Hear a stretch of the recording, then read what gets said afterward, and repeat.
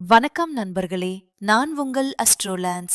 இன்றைய இந்த வீடியோவில் 2026ஆம் ஆண்டு தனுசு ராசிக்காரர்களுக்கு எப்படிப்பட்ட பலன்களை தரப்போகிறது என்பதை முழுமையாகவும் தெளிவாகவும் பார்க்க போகிறோம்.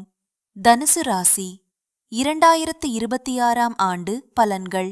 ஆண்டின் ஆரம்பம் முதலே உங்கள் ராசிநாதனும் இயற்கை சுபருமான குரு 7ஆம் இடத்தில் இருந்து உங்கள் ராசியை சுபத்துவப்படுத்துகின்றார். இது உங்களுக்கு குடுப்பனையான ஒரு நல்ல அமைப்பாகும். மேலும் உங்கள் ராசிநாதன் குரு 2026ஆம் ஆண்டு ஜூன் 2ஆம் தேதி முதல் 7ஆம் இடமான மிதுனத்தில் இருந்து 8ஆம் இடமான கடகத்திற்கு பெயர்ச்சி அடைகின்றார். இது சற்று சாதகமற்ற அமைப்பாகும். இருந்தாலும் உச்சம் என்ற உன்னத நிலையில் இருப்பதால் எதையும் தாங்கும் சக்தியை உங்களுக்கு வழங்குவார். அது மட்டுமல்ல, 2026ஆம் ஆண்டு அக்டோபர் 31ஆம் தேதி குரு 8ஆம் இடமான கடகத்தில் இருந்து 9ஆம் இடமான சிம்மத்திற்கு அதிசாரம் என்ற நிலையில் செல்கின்றார். இது மிக நல்ல அற்புதமான அமைப்பாகும். குரு 2026ஆம் ஆண்டில் மட்டும் 7, 8, 9 என மாறி மாறி உங்கள் ராசிநாதன் குரு உங்களுக்கு அற்புதமான பலனை வழங்குகின்றார். முக்கிய குறிப்புகள். குறிப்பு 1.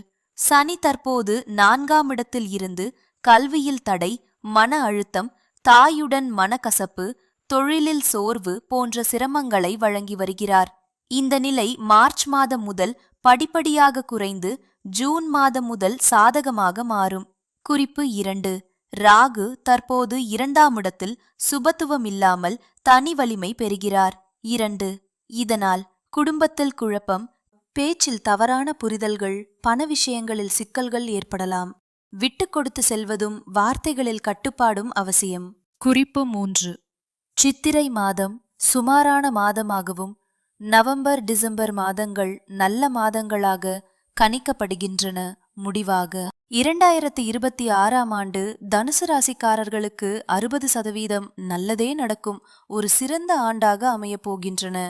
மேலும் துல்லியமாக தெரிந்து கொள்ள உங்கள் சுய ஜாதகத்தை முழுமையாக ஆய்வு செய்வது அவசியம். இந்த வீடியோ உங்களுக்கு பயனுள்ளதாக இருந்தால் லைக் செய்யுங்கள், ஷேர் செய்யுங்கள், சேனலை சப்ஸ்கிரைப் செய்ய மறக்காதீர்கள்.